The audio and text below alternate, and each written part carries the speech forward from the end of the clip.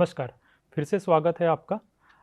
Last part में हमने देखा था कि स्ट्रेन क्या है, यानी नॉर्मल स्ट्रेन क्या है, शेयर स्ट्रेन क्या है। इस पार्ट में हम जानेंगे कि स्ट्रेन एट अ पॉइंट यानी जनरलाइज्ड स्ट्रेन को कैसे डिफाइन करेंगे। तो हम जानेंगे कि स्ट्रेन टेंसर क्या है और रोटेशन टेंसर क्या है। तो उसके लिए हमें पहले जानना पड़ेगा कि डिस्प्लेसमेंट्स क्या है। एक किसी भी बॉडी जब डिफॉर्म होती है तो डिस्प्लेसमेंट्स क्या होते हैं।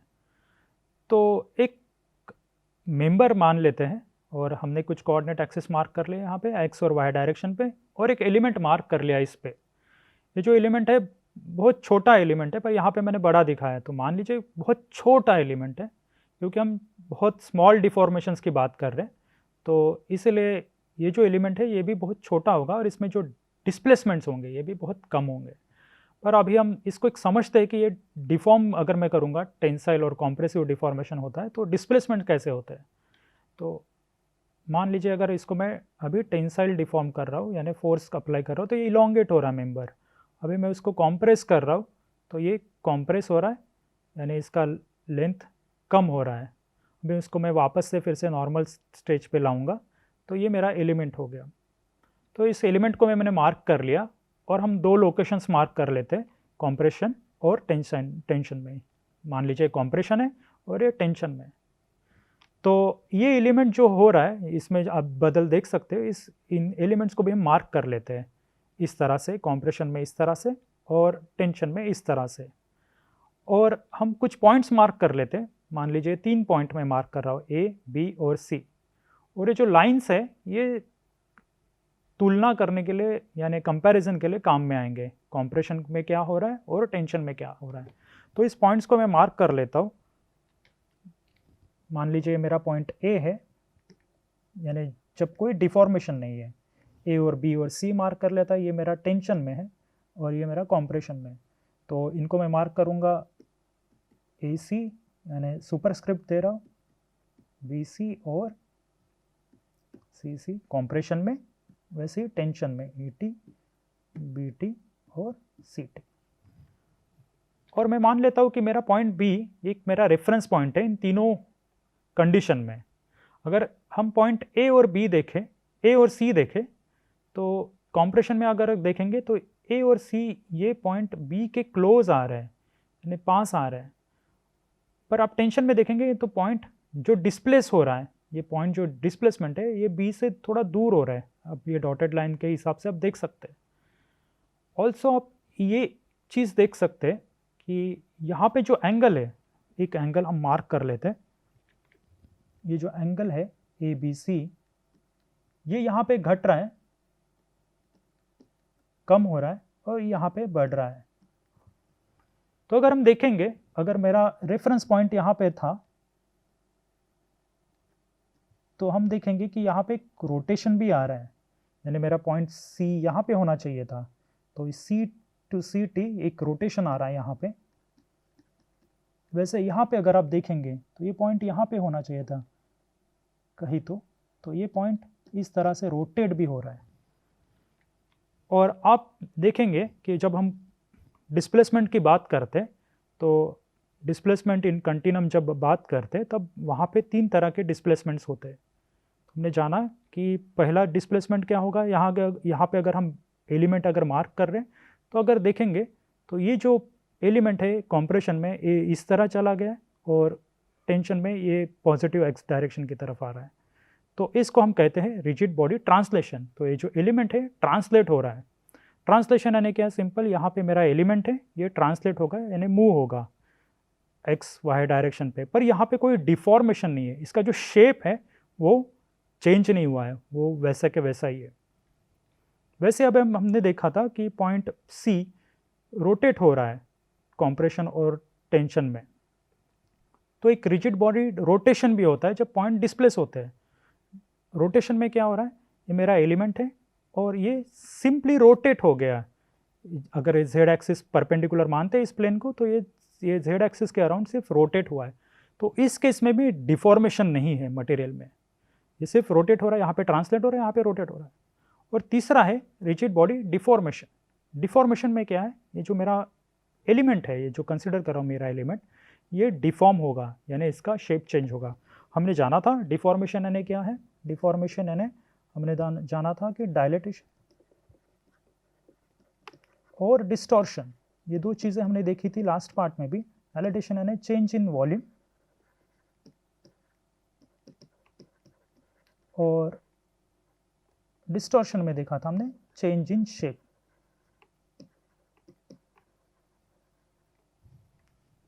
तो हमें इंटरेस्टेड, जब हम डिफॉर्मेशन की बात करते हैं तो हम इस पार्ट में इंटरेस्टेड है, बट जब हम डिस्प्लेसमेंट्स की बात करते हैं तो ये तीनों पार्ट होते हैं डिस्प्लेसमेंट में किसी भी पॉइंट में। तो हमें देखना है कि हमें ये जो रोटेशन पार्ट है वो हमारे डिस्प्लेसमेंट से निकालना पड़ेगा, तभी हमें डिफॉर्मेशन के बारे में पता चलेगा। तो इसको हम जानते हैं और अच्छी तरह से। तो मान लेते हैं मेरे पास एक कोऑर्डिनेट एक्सिस है एक्स वाई जेड, और एक पॉइंट है वहाँ पे, उसके मैंने कोऑर्डिनेट मार्क कर रही है एक्स वाई और जेड। अब ये पॉइंट डिस्प्लेस हो रहा है 3D में इस तरह से। इस पॉइंट के कोऑर्डिनेट्स हम मार्क करेंगे p dash x plus u y plus v plus z plus डब्ल्यू, यानी यू वी और डब्ल्यू ये क्या है, ये डिस्प्लेसमेंट से अलोंग एक्स वाई और जेड डायरेक्शन पे। तो ये मेरे पास ये पॉइंट का डिस्प्लेसमेंट आ गया पी डैश। तो हम जब डिस्प्लेसमेंट टेंसर की बात करेंगे, क्योंकि हमने जाना था कि हमने स्ट्रेस टेंसर के बारे में जाना था, अभी हम डिस्प्लेसमेंट टेंसर बात करेंगे। जो ये जो कोऑर्डिनेट एक्सिस है मेरा 3D डिफॉर्मेशन है, और ये भी सेकंड ऑर्डर टेंसर है। तो इस पर कितने कंपोनेंट्स होने चाहिए, इसमें 9 कंपोनेंट्स होने चाहिए। तो पहले हम डिस्प्लेसमेंट टेंसर की जब बात करेंगे तो हम इसको इस तरह से लिखेंगे ई आई जे, और इसको ये जो 9 कंपोनेंट्स हम लिखेंगे E X X, E X Y, E X Z, E Y X, E Y Y, E Y Z, E Z X, E Z Y, E Z Z, ये मेरे 9 कंपोनेंट्स होंगे। तो इसको लिख लेते, 3 डायमेंशन था और सेकंड ऑर्डर टेंसर था, तो इसमें मेरे पास 9 कंपोनेंट्स होने चाहिए, ये हमने देखा था। तो अभी हम डिस्प्लेसमेंट्स की बात करेंगे, तो इसको पहले डिफाइन करते कि डिस्प्लेसमेंट्स होते क्या है। तो ई आई जे जब मैंने लिखा है यहाँ पे, तो पहला सफिक्स मेरा डिनोट करता है डिस्प्लेसमेंट अलोंग आई एक्सिस, ith एक्सिस, और जो दूसरा सफिक्स है, ये जो डिस्प्लेसमेंट्स है in proportion to the distance out along J axis, यानी ये जे एक्सिस के अराउंड जो डिस्प्लेसमेंट बढ़ रहे हैं ये हम देखेंगे। तो इसको हम समझते हैं ई आई जे क्या होता है। तो ई आई जे को हम लिखेंगे इस तरह से, del U I upon del X J, यानी displacement along I axis in proportion to distance out along J axis. मान लेते ई एक्स एक्स अगर हम देखेंगे, तो अगर हम देखेंगे तो इसको इस तरह से लिखेंगे, x पहला सफिक्स मेरा दिख रहा है डिस्प्लेसमेंट अलोंग आई एक्सिस। तो x एक्सिस के अलोंग मेरा डिस्प्लेसमेंट क्या है, यहाँ पे मेरा डिस्प्लेसमेंट है u, और ये किस डायरेक्शन में बढ़ना चाहिए, x डायरेक्शन में। तो इसको लिखेंगे हम del u upon del x. E Y y क्या होगा, तो मेरा पहला सफिक्स दिखा रहा है डिस्प्लेसमेंट अलोंग आई एक्सिस, यानी डिस्प्लेसमेंट अलोंग यहाँ पे y एक्सिस होगा। y एक्सिस पे डिस्प्लेसमेंट क्या है v, और किस एक्सिस के अराउंड डिस्प्लेसमेंट बढ़ना चाहिए, j एक्सिस। j यहाँ पे y है, तो ये इसको हम लिखेंगे del v upon del y। Similarly e Z z को, z के अलोंग डिस्प्लेसमेंट्स क्या है w, और अलोंग z डायरेक्शन, तो इसको हम लिखेंगे del w upon del z। तो ये जो है, ये जो डिस्प्लेसमेंट्स है, इसको हम नॉर्मल डिस्प्लेसमेंट्स भी कहते हैं। तो हम मार्क कर लेते हैं, ये जो डिस्प्लेसमेंट्स है E X X, E Y Y, E Z Z, ये एक्स डायरेक्शन पे डिस्प्लेसमेंट अलोंग एक्स डायरेक्शन है, या वाई डायरेक्शन है तो अलोंग वाई डायरेक्शन है, जेड डायरेक्शन है डिस्प्लेसमेंट्स अलोंग जेड डायरेक्शन है। तो डिस्प्लेसमेंट्स जब बात करेंगे तो यू वी डब्ल्यू की बात करते हैं। तो ये जो कंपोनेंट्स है ये मेरे नॉर्मल डिस्प्लेसमेंट्स होंगे, नॉर्मल डिस्प्लेसमेंट्स। और ये जो कंपोनेंट्स है ऑफ डायगोनल, ऑफ डायगोनल जो कंपोनेंट्स है, ये जो 6 कंपोनेंट्स है ऑफ डायगोनल, इनको हम कहते हैं शेयर डिस्प्लेसमेंट्स।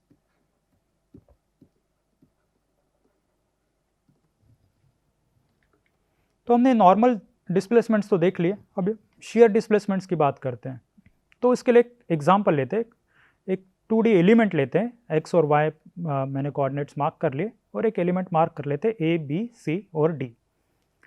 अभी हम इसके डिस्प्लेसमेंट्स की जब बात करेंगे तो ये डिफॉर्म हो रहा है, इसका शेप चेंज हो रहा है, जैसे कि a, b dash, c dash और d डैश में।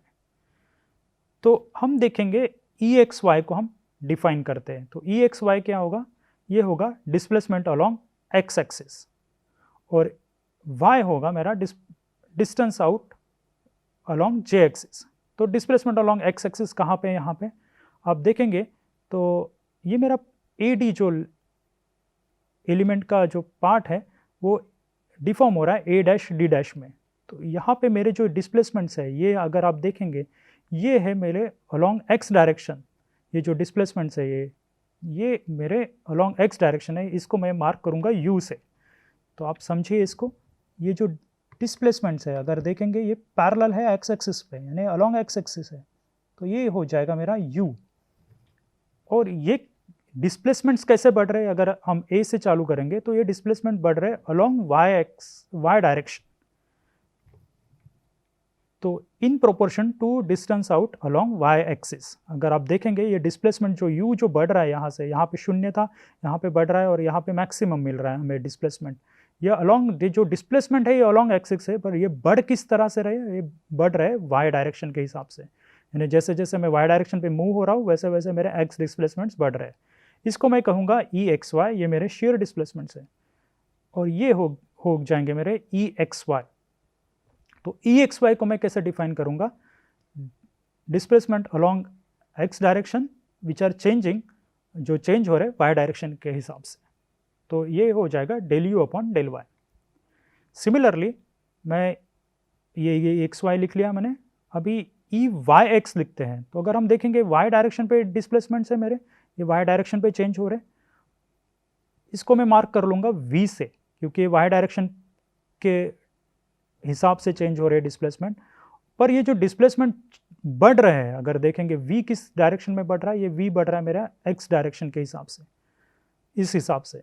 तो इसको मैं कहूँगा ई वाई एक्स। तो इसको हम लिखेंगे कैसे, ई वाई एक्स को लिखेंगे डिस्प्लेसमेंट अलोंग वाई डायरेक्शन और y axis which are v, और जो चेंज हो रहे मेरे एक्स डायरेक्शन के हिसाब से ये हो जाएंगे मेरे del we upon del x.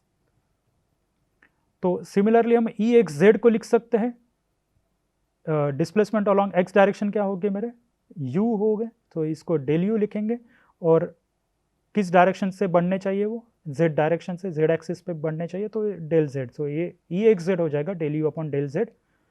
तो ई आई जे को मैं इस तरह से लिखूंगा, ये सारे कंपोनेंट जो है वो इस तरह से मैं लिखूंगा, del you upon del x, del you upon del y, del you upon del z.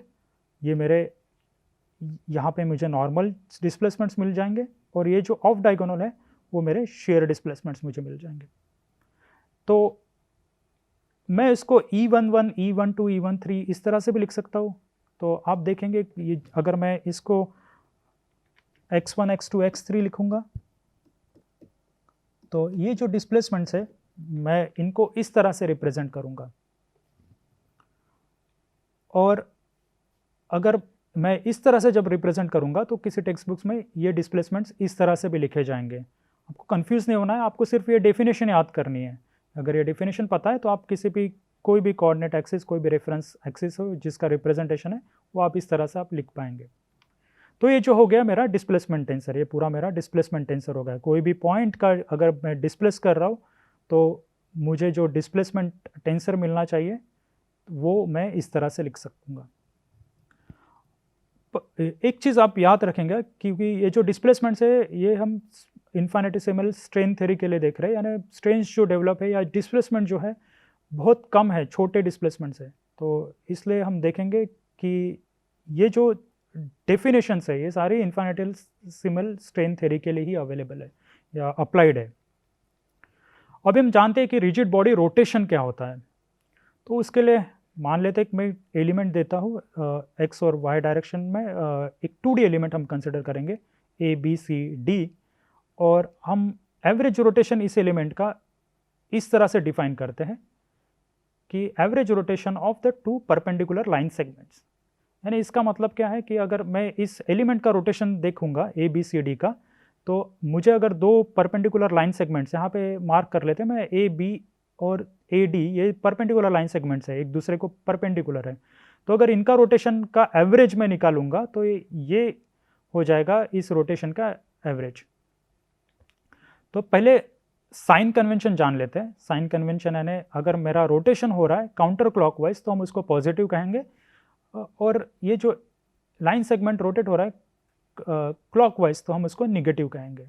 ये मैं साइन कन्वेंशन यहाँ पे फॉलो करूँगा जब रिजिड बॉडी रोटेशन की बात करूँगा तब। इसको मैं इस तरह से डिनोट करता हूँ ओमेगा जेड से। ओमेगा जेड किस लिए? क्योंकि अगर हम देखेंगे ये एक्स वाई जो प्लेन है, ये जेड डायरेक्शन है, इसको परपेंडिकुलर है, तो हम अगर रोटेट करेंगे इस एलिमेंट को तो ये रोटेट जेड एक्सिस के अलॉन्ग यानी जेड एक्सिस के रेफरेंस से रोटेट होगा, तो इसलिए हम इसको ओमेगा जेड कहते हैं। या हम इस तरह से भी लिख सकते हैं इसको omega x y. Omega x y यानी जो रोटेशन है जो एलिमेंट का वो एक्स वाई प्लेन में है, तो हम आगे से इस नोटेशंस को, ये टू सफिक्स नोटेशंस को फॉलो करेंगे ओमेगा एक्स वाई कर, क्योंकि हमने स्ट्रेस टेंसर, स्ट्रेन टेंसर या डिस्प्लेसमेंट टेंसर ये हम टू नोटेशंस में डिनोट करेंगे, तो हम रोटेशन टेंसर को भी ओमेगा एक्स वाई यानी टू सफिक्स नोटेशन से डिनोट करेंगे। तो ये जो हो गया ओमेगा जेड या ओमेगा एक्स वाई, ये हो जाएगा इस एलिमेंट का rotation with respect to Z axis और इन एक्स वाई प्लेन। तो अभी देखते हैं इसको, हम इस तरह से रोटेट हो गया एलिमेंट, मैं उसको मान लेता हूँ A dash, A B dash, C dash और डी डैश के हिसाब से। अभी हम देखेंगे ये डेफिनेशन के हिसाब से ओमेगा जेड हम इस तरह से लिख सकते हैं कि मेरा ए बी रोटेट हो रहा है। कैसे रोटेट हो रहा है? ये रोटेट हो रहा है ए बी डैश के अलॉन्ग, यानी ए बी डैश ये रोटेशन के बाद मिल रहा है और ए डी डैश मुझे रोटेशन के बाद मिल रहा है। तो ओमेगा जेड जो रोटेशन है इस एलिमेंट का, मैं इस तरह से लिख सकता हूँ। पहले ये लिखूंगा कि ए बी का rotation with respect to Z axis और ए डी का rotation with respect to Z axis, इन दोनों का ऐड करके उनका एवरेज, यानी ये दो एलिमेंट है तो इसको हम दो से लाइन सेगमेंट है तो इसको हम हाफ कर देंगे, तो ये हो जाएगा मेरा average rotation of A B C D. मान लीजिए ए बी रोटेट हो रहा है अल्फा एंगल से और ए डी रोटेट हो रहा है बीटा एंगल से, तो इसको मैं लिखूंगा, अगर इसको मैं जानना है तो मुझे पहले अल्फा और बीटा निकालने पड़ेंगे, तो मैं पहले निकालता हूँ कि ए बी का rotation along with respect to Z axis, हम इसको मान लेते हैं टैन अल्फा। तो ये टैन अल्फा निकालने के लिए मुझे ये चाहिए, मैं इसको थोड़ा मैग्नीफाई कर लेता हूँ, ये मेरा ए बी होगा और ये ए बी डैश हो गया रोटेशन के बाद, और ये एंगल हो जाएगा मेरा अल्फा। अगर मैं इसको इस तरह से एक्सटेंड कर लूँ, यानी बी डैश पी परपेंडिकुलर बना लेता हूँ मैं ए बी को और इसको एक्सटेंड कर लूँगा, तो मुझे कुछ इस तरह से कंस्ट्रक्शन, ज्योमेट्रिकल कंस्ट्रक्शन मिलेगा। ये एक लाइन सेगमेंट में मार्क कर लेता हूँ बी क्यू। अभी टैन अल्फा मेरा ये हो जाएगा P B dash upon A P, ये टैन अल्फा के डेफिनेशन हो जाएगा। और मैं इस पी बी डैश अपॉन, मुझे ए पी को मैं इस तरह से लिख सकता हूँ A B plus B P. और फिर अगर मैं इन्फिनिटेसिमल स्ट्रेन थ्योरी की बात करूँगा तो ये जो डिस्प्लेसमेंट है बहुत कम है, तो मैं पी बी डैश को कंसिडर करूँगा इक्वल टू बी क्यू, ये यहाँ पे मैं बी क्यू मान के चल रहा हूँ। अभी ये जो डिस्टेंस है ए और बी का, ये मार्क कर लेता हूँ मैं डेल्टा एक्स, और मानता हूँ कि यू और वी ये स्मॉल डिस्प्लेसमेंट है अलॉन्ग एक्स और वाई डायरेक्शन पे। तो अगर मैं यहाँ पे देखूँगा तो मैं बी क्यू अगर निकालने की कोशिश करूँगा तो आप देखिएगा बी क्यू ये जो यहाँ पे है, ये बी क्यू इस डायरेक्शन में मूव हो रहा है, यानी डिस्प्लेसमेंट्स अगर मैं देखूँगा ये मेरे, अगर मैं बी क्यू निकालने की कोशिश करता हूँ तो ये हो जाएगा मेरा डिस्प्लेसमेंट अलॉन्ग वाई डायरेक्शन, तो ये वी हो जाएंगे डिस्प्लेसमेंट्स। और ये किस डायरेक्शन के साथ चेंज हो रहा है? ये चेंज हो रहा है मेरे एक्स डायरेक्शन के हिसाब से। तो अगर मैं निकालूंगा तो ये डिस्प्लेसमेंट मैं इस तरह से निकाल सकता हूँ del we upon del x, और ये टोटल डिस्टेंस जो है डेल्टा एक्स, इनसे मल्टीप्लाई करूँगा तो मुझे बी क्यू की लेंथ मिल जाएगी del we upon del x into delta x. उसी तरह से ए बी की वैल्यू क्या है? ए बी की वैल्यू तो डेल्टा एक्स है, और अगर हम ये निकालने की कोशिश करेंगे बी पी का अगर निकालने की कोशिश करेंगे तो अगर ये देखेंगे तो ये मेरे डिस्प्लेसमेंट्स किस डायरेक्शन में है? यहाँ से इस डायरेक्शन में है, ये यू डिस्प्लेसमेंट्स है, यानी अलॉन्ग एक्स डायरेक्शन है, तो इसलिए यू मान के चल रहा हूँ। और अगर मुझे चेंज पता चलेंगे कि del u small x direction पे कितना चेंज हो रहा है और ये टोटल डिस्टेंस मुझे पता है, तो मैं BP निकाल सकता हूँ del you upon del x into delta x. हमने देखा भी था नॉर्मल स्ट्रेन सब जब निकाल रहे थे। और डेल्टा एक्स मेरा पॉजिटिव है क्योंकि डिस्टेंस है, तो ये कैंसिल हो जाएगा यहाँ पे, और मेरे पास ये टर्म बचेगी del we upon del x upon 1 plus del you upon del x. अभी हम इन्फिनिटेसिमल स्ट्रेन थ्योरी की बात कर रहे हैं, तो हम जानेंगे कि ये जो 1 है ये बहुत ज़्यादा होगा, ये तो फ्रैक्शंस में होगा, ये बहुत कम होगा। तो इन दोनों का समेशन अगर करेंगे 1 plus del you upon del x, वो 1 के करीब ही होगा। तो ये डिनोमिनेटर वाला टर्म 1 हो जाएगा, तो मेरे पास tan अल्फा की वैल्यू आ जाएगी del we upon del x. अभी हम स्मॉल स्ट्रेन्स की बात करें तो जो अल्फ़ा है, जो एंगल होगा वो भी बहुत छोटा होगा, तो मैं tan अल्फ़ा को अल्फ़ा लिख सकता हूँ, तो alpha is equal to del we upon del X आ जाएगा। तो ओमेगा जेड जो ए बी ये जो टर्म है इसकी वैल्यू आ जाएगी del we upon del x. Similarly मैं इस तरह से दिखा सकता हूँ tan बीटा मेरा ये है, और बीटा इस तरह से मूव, यानी ये जो डिस्प्लेसमेंट्स है वो इस तरह से है, तो ये डिस्प्लेसमेंट से अलोंग एक्स डायरेक्शन तो मेरे यू डिस्प्लेसमेंट्स हो गए, और किस डायरेक्शन पे चेंज हो रहे हैं, ये अलोंग वाई डायरेक्शन पे चेंज हो रहे हैं, यानी बढ़ रहे हैं, तो मैं बीटा को del you upon del y लिख सकता हूँ। और ये जो एंगल है, अगर हम ये हमारा साइन कन्वेंशन फॉलो करेंगे, तो ये जो चेंज इन एंगल है लाइन सेगमेंट ए डी का, ये इसको मैं माइनस बीटा लिखूंगा, क्योंकि ये चेंज हो रहा है, ये जो एंगल है ए डी से ए डी डैश जब जा रहा है, तो मुझे क्लॉकवाइज मूव करना है, तो ये निगेटिव वैल्यू मैं कंसिडर करूंगा। ए बी टू में ए बी डैश जा रहा हूँ, तो ये काउंटर क्लॉकवाइज है, तो मैं उसको पॉजिटिव वैल्यू कंसिडर करूंगा। तो मैं ओमेगा जेड या ओमेगा एक्स वाई जो रोटेशन है कंपोनेंट एलिमेंट का, तो मैं उसको इस तरह से लिखूंगा डेफिनेशन के हिसाब से। तो ये मेरे पास आ जाएगा omega x Y is equal to half alpha minus beta. ये मेरा रोटेशन हो गया इस एलिमेंट का इन एक्स वाई प्लेन में। तो ओमेगा एक्स वाई को मैं जब डिस्प्लेसमेंट के हिसाब से लिखूंगा, तो मैं इसको लिखूंगा half del we upon del x minus del you upon del Y. और अगर मैं आइंस्टाइन नोटेशंस के हिसाब से लिखूंगा, तो ओमेगा आई जे को मैं लिख सकता हूँ, यहाँ पे आप देखिएगा जब मैं ओमेगा एक्स वाई लिख रहा हूँ, तो ये जो डिस्प्लेसमेंट है, पहला डिस्प्लेसमेंट है मेरा वाई डायरेक्शन के हिसाब से है, और चेंज हो रहा है एक्स डायरेक्शन के हिसाब से, तो ये उल्टा हो रहा है। तो आप देखिएगा जो मैं ओमेगा आई जे को लिख रहा हूँ del U J upon del X I minus del U I upon del X J, ये मेरा जो नोटेशन है आइंस्टाइन नोटेशन है। तो ये हमने देखा कि एक कंपोनेंट है रोटेशन टेंसर का। तो हम रोटेशन टेंसर को फिर से लिखेंगे, तो रोटेशन टेंसर को मैं ओमेगा आई जे से अभी रिप्रेजेंट कर रहा हूँ, और ये मेरे 9 कंपोनेंट्स मुझे मिलेंगे, और ये 9 कंपोनेंट्स मैं इस डेफिनेशन के हिसाब से यहाँ पे लिखूँगा। तो मान लेते हैं मेरे पास मैं ओमेगा जेड वाई निकाल रहा हूँ। तो ओमेगा जेड वाई क्या है? ओमेगा जेड वाई है मेरा एलिमेंट का rotation in z y plane, तो इसको मैं ओमेगा एक्स भी लिख सकता हूँ, और ये हो जाएगा मेरा एवरेज। तो ये हो जाएगा पहले डेल वी, ये displacements along Y direction with respect to displacement along Z direction, minus del W, ये displacement along Z direction upon displacements along Y direction. तो हम देख पाएंगे कि ये इस तरह से हम लिखेंगे सारे कंपोनेंट्स को, तो ये मेरा ओमेगा जेड वाई हो जाएगा। तो इस तरह से हम सारे एलिमेंट्स लिखेंगे, और हम सॉल्व करेंगे तो हम देखेंगे कि ये जो नॉर्मल और डायगोनल कंपोनेंट से सारे ज़ीरो आएंगे। तो ये हम देखेंगे जब यहाँ पे नॉर्मल डिस्प्लेसमेंट्स थे, तो रोटेशन यहाँ पे 0 होना चाहिए। तो और जो नॉन डायगोनल एलिमेंट्स है वो नॉन ज़ीरो रहता है। रोटेशन जब नॉर्मल डिस्प्लेसमेंट्स है तब मेरे पास रोटेशन 0 होता है। तो अभी हम देखते हैं कि स्ट्रेन कंपोनेंट्स हम लिखते हैं। हमने एप्सिलॉन एक्स एक्स लिखा था del you upon del X, epsilon Y Y del we upon del Y, और epsilon Z Z del W upon del Z. तो ये हमने लास्ट पार्ट में देखा था कि नॉर्मल स्ट्रेन कैसे डिफाइन करते हैं। और शेयर स्ट्रेन, जो इंजीनियरिंग शेयर स्ट्रेन है, हमने भी ये डिफाइन किया था, जैसे गामा एक्स वाई को हमने देखा था del we upon del x plus del you upon del y. Generalized form में हम इस तरह से लिख सकते हैं गामा आई जे को, जहाँ पे I is not equal to जे। तो ये डेफिनेशन हमने देखी थी इंजीनियरिंग शेयर स्ट्रेन के लिए।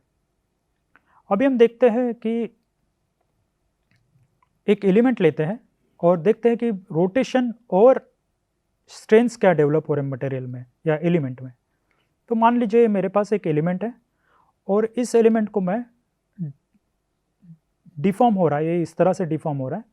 तो ये एंगल्स में मार्क कर लूँगा अल्फ़ा और बीटा।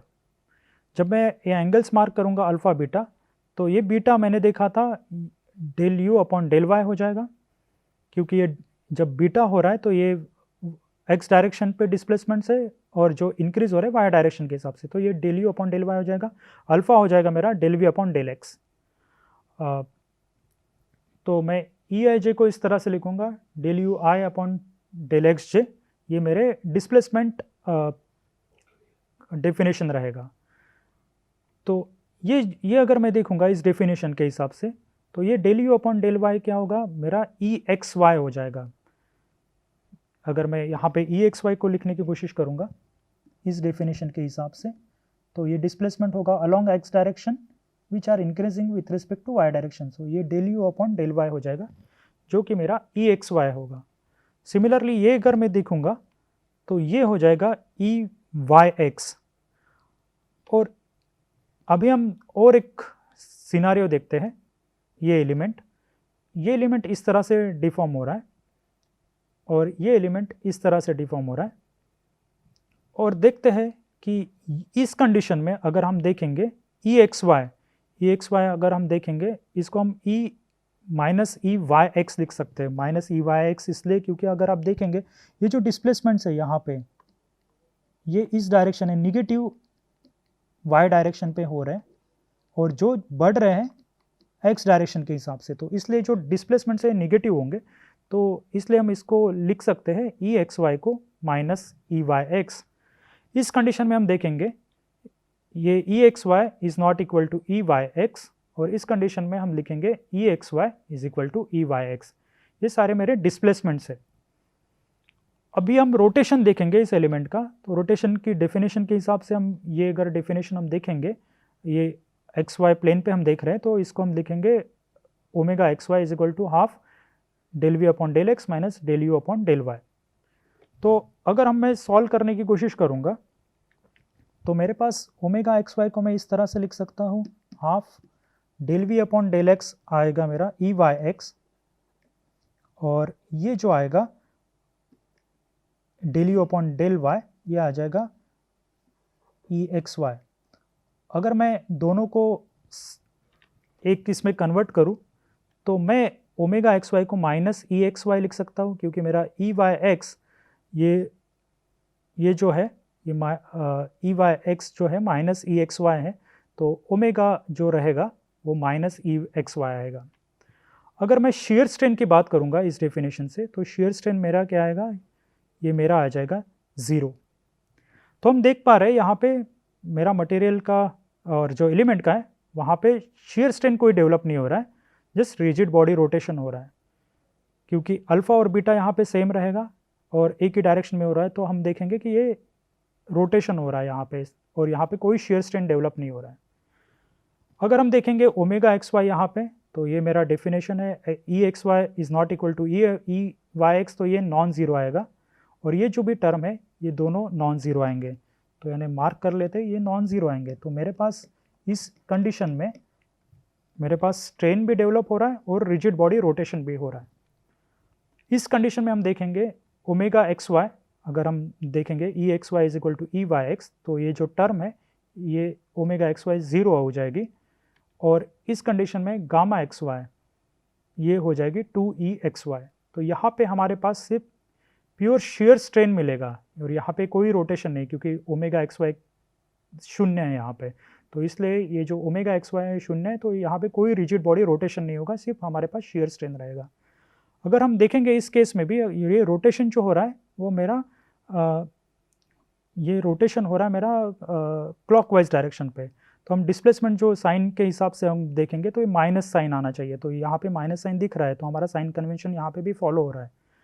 तो ये हो गया मेरा रोटेशन और shear strain जब मैं डिफॉर्मेशन कंडीशन की बात करता हूँ। तो अभी हमें निकालना है कि स्ट्रेन टेंसर जो भी स्ट्रेन वैल्यूज़ है, तो ये कैसे निकालते, ये देखेंगे कि अगर हमारे जब हम डिफॉर्मेशन की बात करते, तो जितना हम रोटेशन रिमूव करेंगे डिस्प्लेसमेंट्स में, तो हमें स्ट्रेन मिलता है। तो इसको मैं एप्सिलॉन आई जे के हिसाब से मार्क करूँगा। ये मैं डिफाइन करता हूँ ई आई जे, ये मेरा डिस्प्लेसमेंट टेंसर है और ये मेरा रोटेशन टेंसर है। तो जो मैं रोटेशन टेंसर डिस्प्लेसमेंट टेंसर से सब्ट्रैक्ट करता हूँ तो मेरे पास स्ट्रेन टेंसर रहता है। तो इसको हम करते ई आई जे के जो कंपोनेंट्स है, ये डिस्प्लेसमेंट कंपोनेंट्स है और ये रोटेशन कंपोनेंट्स है, मैं इसको सब्ट्रैक्ट करूँगा। तो मेरे पास ये डेफिनेशन है ई आई जे और ओमेगा आई जे के, इस हिसाब से मैं सारे कंपोनेंट्स लिख लूँगा। तो ये सारे कंपोनेंट्स मैंने 9 कंपोनेंट्स डिस्प्लेसमेंट टेंसर्स के लिख लिए और 9 कंपोनेंट्स मेरे रोटेशन टेंसर के लिख लिए। जब मैं सब्ट्रैक्ट करूँगा तो मेरे पास जो बचेगा वो बचेगा मेरा स्ट्रेन टेंसर। तो ये स्ट्रेन टेंसर मेरे पास है, इसके 9 कंपोनेंट्स है। ये जो नॉर्मल स्ट्रेन है और शेयर स्ट्रेन से। तो कभी अगर मैं इसको सब्ट्रैक्ट भी करूँगा, एक जनरल फॉर्म में अगर आइंस्टाइन नोटेशन में लिखूँगा तो मेरे पास एप्सिलॉन आई जे की डेफिनेशन आ जाएगी, half of delta U I upon delta X J plus delta U J upon delta X I. तो ये हो गया मेरा स्ट्रेन कंपोनेंट्स, स्ट्रेन टेंसर हो गया ये मेरा। तो ये अभी हमने देखा था कि डिस्प्लेसमेंट्स जो है उसमें से अगर मैं रोटेशन निकालूंगा तो जो बचेगा वो मेरा स्ट्रेन रहेगा, स्ट्रेन पार्ट रहेगा।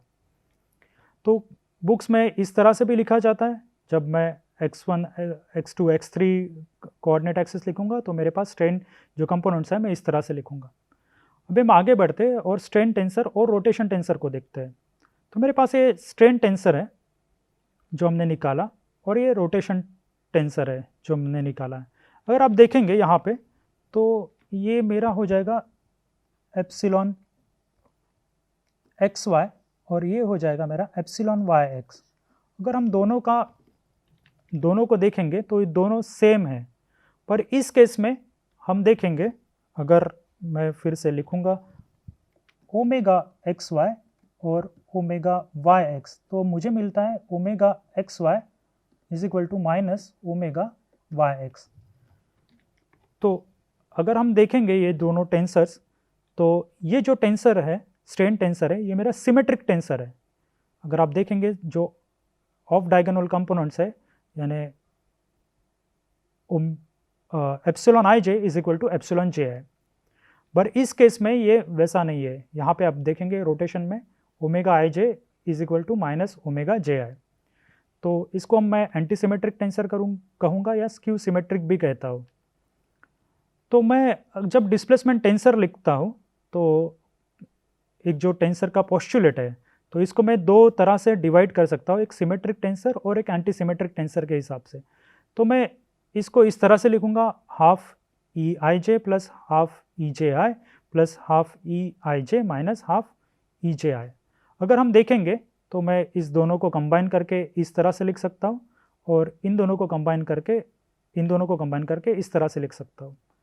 तो अगर आप देखेंगे ये जो डेफिनेशन है, ये डेफिनेशन मेरा एप्सिलॉन आई जे का है, यानी ये मेरा स्ट्रेन टेंसर हो जाएगा, और ये जो डेफिनेशन है मेरा ओमेगा आई जे का है। तो हमने लास्ट स्लाइड पे देखा था कि epsilon I J is equal to E I J minus omega I J.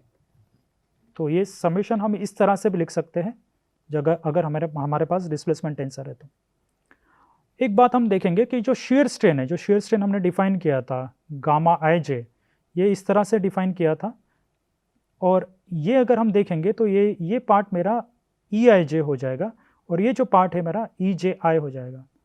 तो आप देखेंगे ये अगर जब मैं शेयर स्ट्रेन लिख रहा हूँ, ये शेयर स्ट्रेन हमने इस तरह से भी डिफाइन किया था, इंजीनियरिंग शेयर स्ट्रेन डिफाइन किया था।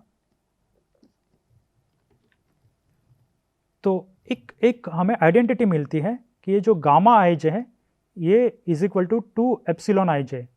ये जो मेरा है ये मेरा टेंसोरियल पार्ट है स्ट्रेन का, और ये जो पार्ट है मेरा shear strain है, जो इसको मैं इंजीनियरिंग shear strain भी कहता हूँ। तो ये जब ये रहेगा जब I is not equal to J, तो ये एक आइडेंटिटी है, ये हमेशा हम इस्तेमाल करते हैं। तो जो टेंसोरियल स्ट्रेन है, तो इसके कंपोनेंट्स मैं इस तरह से लिख रहा हूँ, 9 कंपोनेंट्स है मेरे पास। और इसको मैं अगर इंजीनियरिंग शेयर स्ट्रेन या शेयर स्ट्रेन के पार्ट में लिखूंगा, तो मेरे पास ये जो ऑफ डायगोनल है एप्सिलॉन वाई एक्स, ये हो जाएगा मेरा half of gamma y x. तो ये जो नॉन डायगोनल टर्म्स है, जो शेयर, अगर इंजीनियरिंग शेयर स्ट्रेन के हिसाब से अगर मैं ये टेंसोरियल स्ट्रेन लिखूंगा, तो मैं इस तरह से मुझे लिखना पड़ेगा। तो ये आपको ये ध्यान रखना है, ये जो बुक्स में ये चेंज करके लिखते हैं। तो ये क्यों चाहिए हमें? क्योंकि जब मैं स्ट्रेस को रिलेट करूँगा स्ट्रेन से, तो मुझे एक कांस्टेंट मिलेगा जो CIJKL, ये जो फोर्थ ऑर्डर टेंसर है, ये मेरा इलास्टिक मॉडुलस को डिफाइन करेगा। तो ये मेरा जनरलाइज्ड हुक्स लॉ है। तो अभी आपको एक हमेशा ध्यान रखना है कि अभी मैं एक स्ट्रेन टेंसर लिखने जा रहा हूँ। किसी बुक्स में ये ऐसे भी लिखा रहता है, epsilon Y Y, gamma Y Z और gamma Z X, gamma Z Y, epsilon Z Z.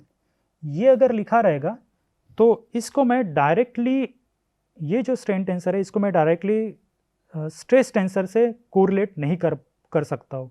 मुझे इस स्ट्रेस टेंसर को इस क्वांटिटी को इसमें या स्ट्रेन टेंसर में ही कन्वर्ट करना पड़ेगा, इस पार्ट में कन्वर्ट करना पड़ेगा या इस पार्ट में कन्वर्ट करना पड़ेगा। तो ये मेरा टेंसर पार्ट नहीं है, ये मेरा टेंसर नहीं है, क्योंकि यहाँ पे ये जो टर्म है gamma x y, gamma x z, non diagonal जो टर्म्स है, जो शेयर स्ट्रेन्स है मेरे, ये इसमें रोटेशन इन्वॉल्व है। मुझे जब मैं रोटेशन सब्ट्रैक्ट करूँगा तब मुझे ये टर्म मिलेगी, और तब जाके मैं ये जो स्ट्रेन टेंसर है इसको मैं स्ट्रेस टेंसर से कंपेयर करूँगा इस फोर्थ ऑर्डर टेंसर से, जो हम बाद में देखेंगे जब स्ट्रेस स्ट्रेन रिलेशंस हम देखेंगे। तब इस पार्ट में हमने देखा कि मेरे पास डिस्प्लेसमेंट्स है, जब मैं डिफॉर्म करता हूँ मटेरियल को तो मेरे पास डिस्प्लेसमेंट्स मिलते हैं पॉइंट्स के। उस डिस्प्लेसमेंट्स में मेरे पास 3 कंपोनेंट्स होते हैं। एक रिजिड बॉडी ट्रांसलेशन, यहाँ पे लिख लेते हैं इसको, जो डिस्प्लेसमेंट्स है उसमें मेरे पास 3 कंपोनेंट्स मिलते हैं, एक ट्रांसलेशन, दूसरा रोटेशन और तीसरा डिफॉर्मेशन। तो हमें इंटरेस्टेड है इस पार्ट में, डिफॉर्मेशन में, क्योंकि ये दोनों डिफॉर्मेशन नहीं करते। तो जब हम डिस्प्लेसमेंट्स की बात करेंगे तो हमें ये दो इससे सब्ट्रैक्ट करने पड़ेंगे, तब हमें डिफॉर्मेशन मिलेगा। तो ट्रांसलेशन तो हमने एज सच देखा था, पर हम अभी रोटेशन को सब्ट्रैक्ट किए डिस्प्लेसमेंट से, तो हमें डिफॉर्मेशन मिला। तो ये जो डिफॉर्मेशन जब मिलेगा तो हमें स्ट्रेन टेंसर के हिसाब से मिलेगा, और हम ये स्ट्रेन टेंसर इस स्ट्रेस टेंसर के साथ कंपेयर कर पाएंगे। तो अभी के लिए मैं यहाँ पे रुकता हूँ। नेक्स्ट पार्ट में हम देखेंगे कि स्ट्रेस और स्ट्रेन के रिलेशंस क्या हैं। धन्यवाद।